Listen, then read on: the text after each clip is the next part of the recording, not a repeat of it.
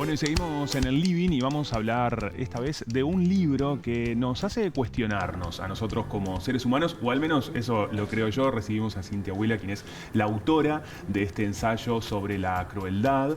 Gracias por estar acá en el living y en el país, porque recién llegadita, hoy una jornada de mucha actividad. ¿Cómo estás? Sí, muy bien, gracias a vos. Un placer estar acá.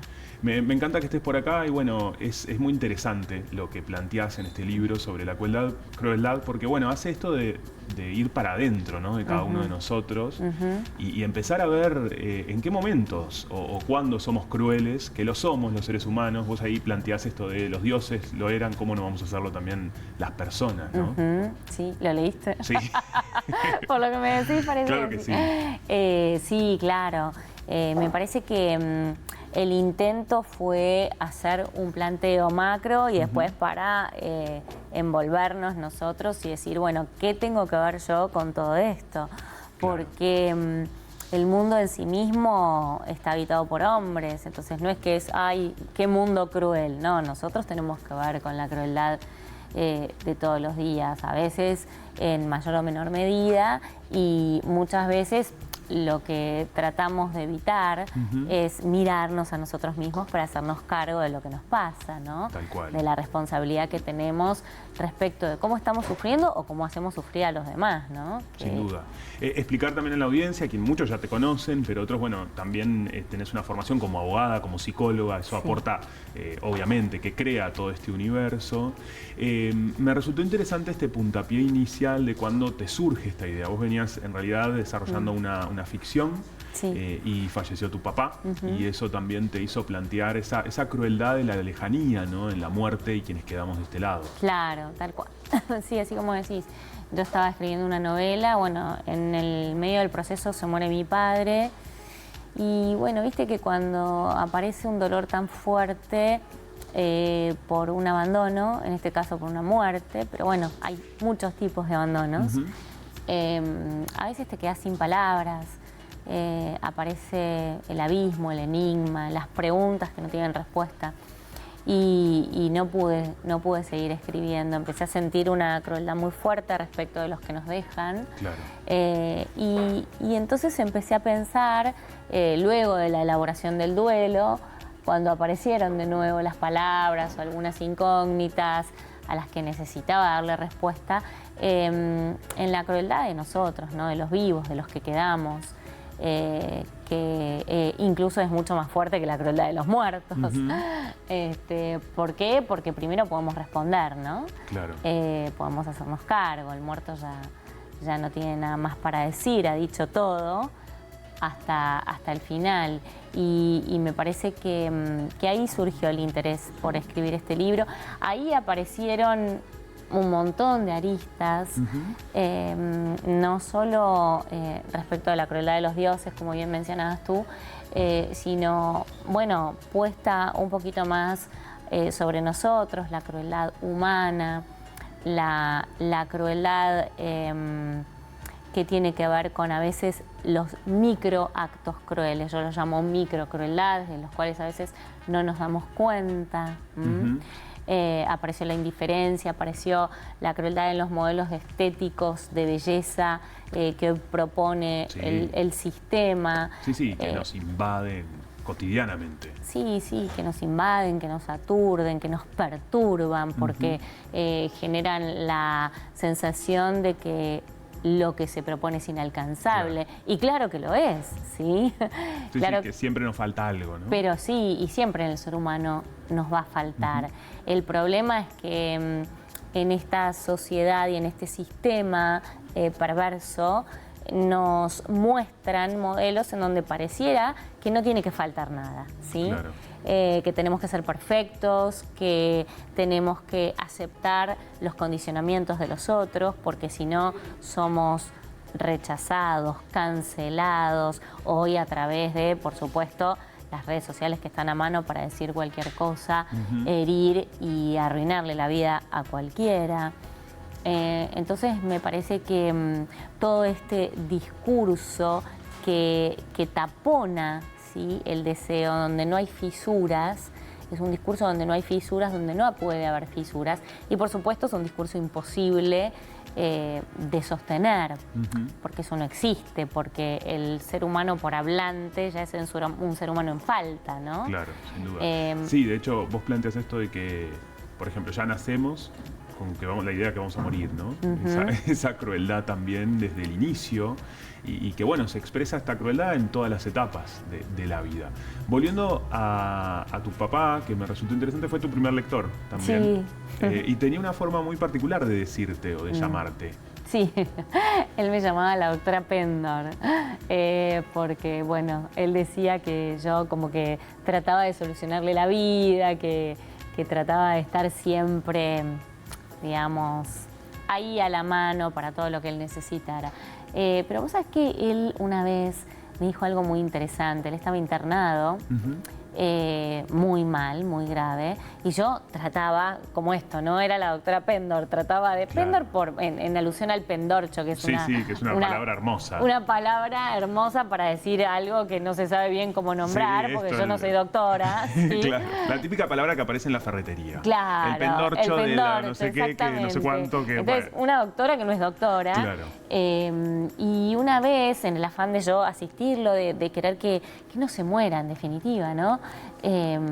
Una vez me miró y me dijo, no me quieras tanto.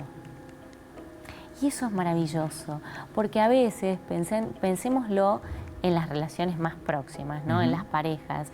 A veces por querer tanto, ¿sí? Lo que hacemos es dañar. Lo que hacemos es dejar de lado lo que quiere el otro, no escucharlo, ¿sí? No me quieras tanto, quéreme lo suficientemente bien, ¿sí?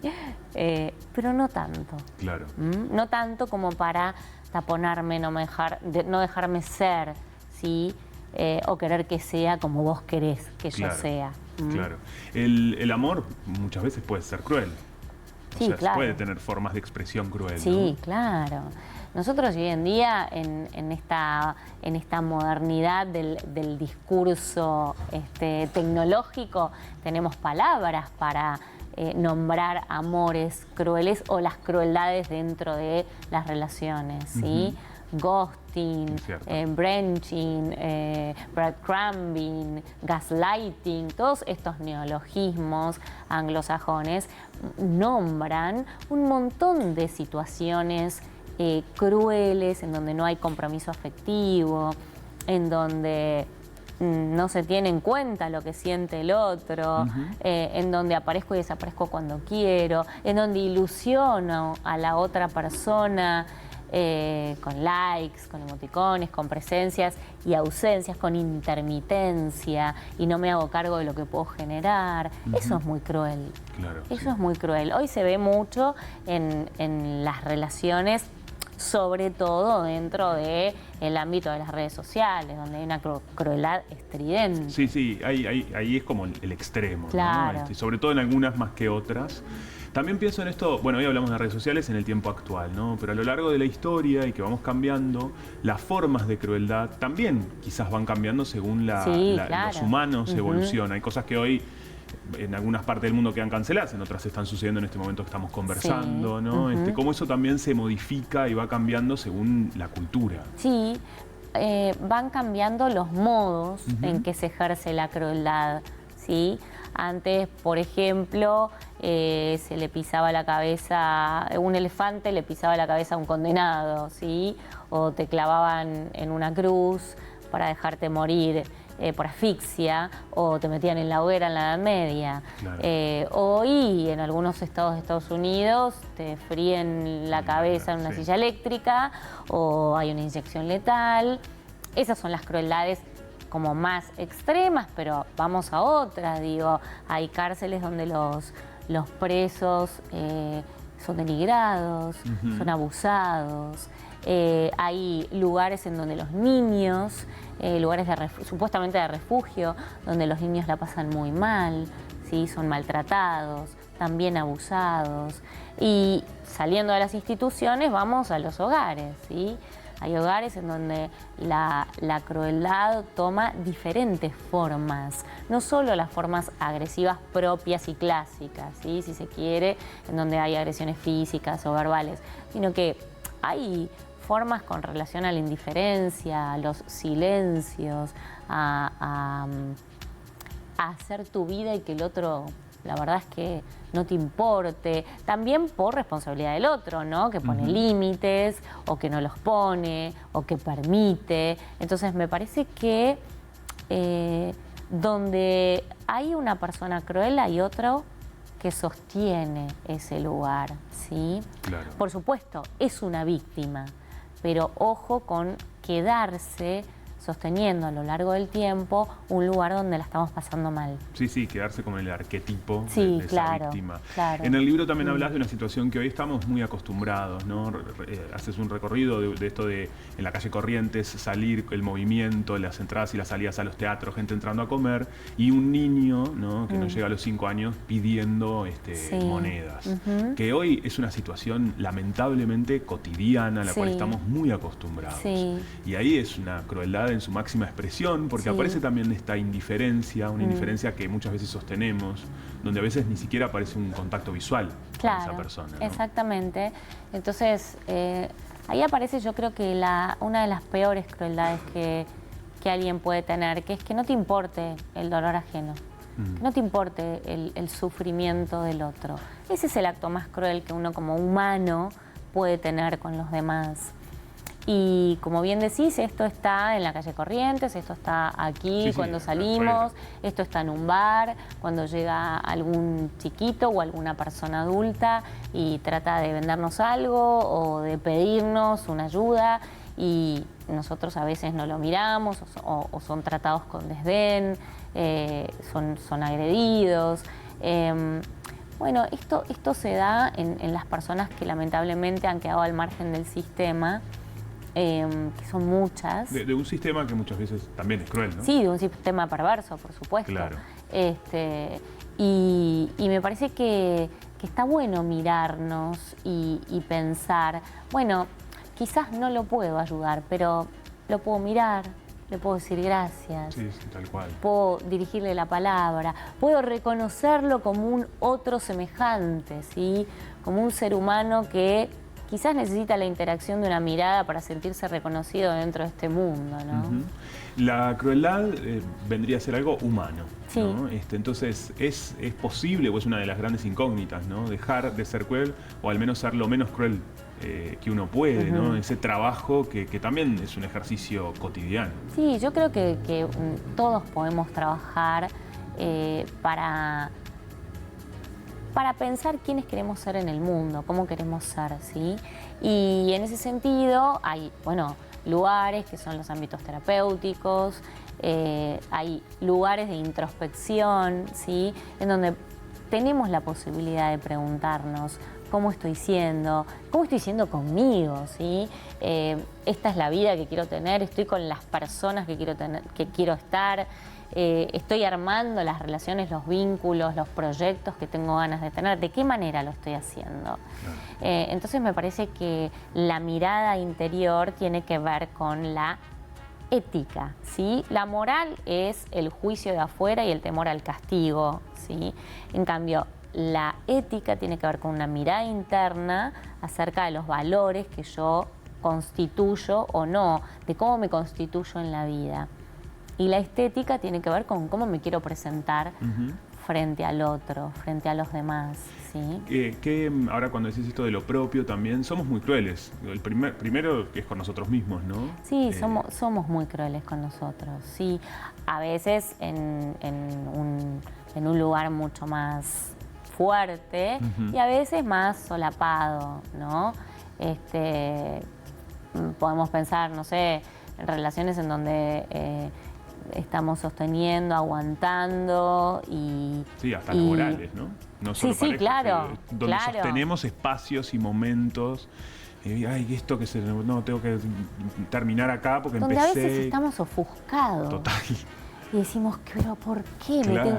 ¿Por qué tengo que aguantar esto? Sí. Sí, y sin embargo voy y sigo, y pongo el pecho, y pongo el hombro, y bajo la cabeza. Y a veces, ojo, a veces uno necesita, sobre todo en el trabajo, bueno, por cuestiones, justamente por las cuestiones de la vida, sostener un trabajo donde no la pasa bien, ¿sí? Pero ojo, porque hay que siempre tener en cuenta la dignidad, el amor propio, porque a veces con el afán, ¿sí? O de ganar dinero, de llevar algo, un plato de comida a tu casa, te empezás a denigrar como persona, entonces te empieza a afectar no solo la salud física, sino la psíquica, ¿sí? Claro. Puedes entrar en estados depresivos, te empezás a desvalorizar y todo esto lo mostrás a tu entorno, llámese hijo, llámese pareja, entonces empiezan a afectar las relaciones interpersonales. Con lo cual, cuando sostenemos lugares de sufrimiento, no solo nos estamos afectando a nosotros y a nuestra salud, sino también estamos afectando al entorno. Sin duda. Un desafío es aprender también de esa crueldad, ¿no? Sí. Para poder salir de esos espacios, creo que es como incorporar un aprendizaje, ya Sí. que muchas veces es inevitable. Sí, claro, aprender, darte cuenta y tener ganas de salir, tener ganas de construir algo nuevo. Porque muchas veces, a ver, el infierno se extraña. Cuando uno está acostumbrado a la comodidad del sufrimiento, ¿sí? Y digo comodidad porque a veces el sufrimiento es lo conocido. Claro. Salir de ahí te hace sentir incómodo, ¿sí? Entonces extrañas el infierno, extrañas que te maltraten, extrañas maltratar, extrañas el dolor, ¿sí? Esto le pasa mucho a las parejas que se llevan mal y no se separan, o que se separan y después tienen ganas de volver porque extrañan ese mecanismo, ese diálogo en donde todo el tiempo está presente el sufrimiento. Sí, es una parte más del Sí, vínculo. claro, exactamente, como una parte más del vínculo que lo condimenta, lo sostiene, ¿sí? Y bueno, hay mucha gente así. Y allá van haciendo síntomas por todos lados. Sí, sin duda. Qué importante escuchar los síntomas, ¿no? Hay que sumás eso.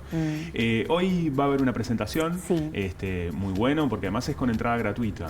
Con entrada gratuita, libre, en el Hotel Costanero a las 19 horas. Presentamos el libro, La Crueldad, así que bueno, los espero a todos los que tengan ganas de acompañarme. Me encanta, ahí seguramente estará muchísima gente. Además el libro lo encuentran en todas las librerías, ya está en nuestro país. Ya está en nuestro país, en todas las librerías. Y bueno, recién salido, vamos a ver qué pasa. Está buenísimo, la verdad que es una muy linda recomendación e importante. Y no quiero dejar de lado también esto de cuando a la noche se nos ocurren ideas, porque esta fue una así, a las 5 de la mañana. Sí, a las 5 de la mañana lo desperté a mi marido, pobre mi marido, y se me ocurrió que quería escribir acerca de esto. Cómo hay que escucharnos, ¿no? Mientras dormimos también. Sí, hay que escucharnos, sobre todo en la vigilia. Ahí aparecen, cuando está la conciencia no tan estimulada, ¿sí? Por los estímulos alarmantes que tenemos todo el tiempo, ahí aparecen quizás los verdaderos deseos, ¿no? Las verdaderas cuestiones que uno tiene que empezar a escuchar. Tal cual. Muchísimas gracias por estar acá. Gracias a vos. Nosotros hacemos una tanda y ya venimos con más El Living.